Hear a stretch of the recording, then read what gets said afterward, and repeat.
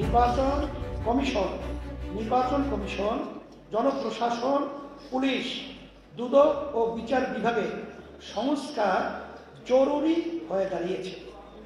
এসব ক্ষেত্রে প্রয়োজনীয় সংস্কার না হলে আগের তিমিরে ফেরত যাওয়ার আশঙ্কা থেকে যাবে। তাই এসব ক্ষেত্রে সংস্কার হতেই হবে।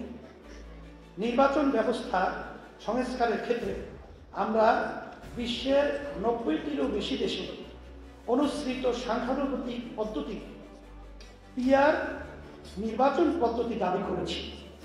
আমরা মনে করি জাতীয় নির্বাচনে সংখ্যানুপাতিক পদ্ধতি অনুসরণ করা হলে রাজনীতিতে গুণগত পরিবর্তন এবং কার্যকর ও যথাযথ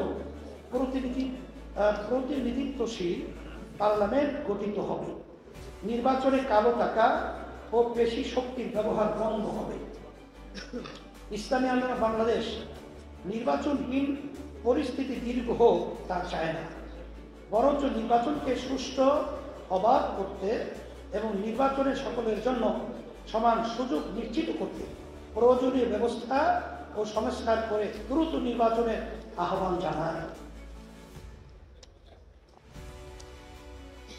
ইসলামী আন্দোলন বাংলাদেশ পতিত ফ্যাসিস্ট স্বৈরাচারের আমলে অপরাধীদের যথাযথ বিচার নিশ্চিত করার জোর দাবি জানাচ্ছে।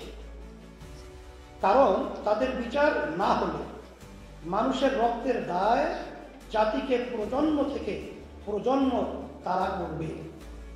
তাই যথাযথ তদন্ত সাপেক্ষে অপরাধীদের বিচার দ্রুত করতে হবে।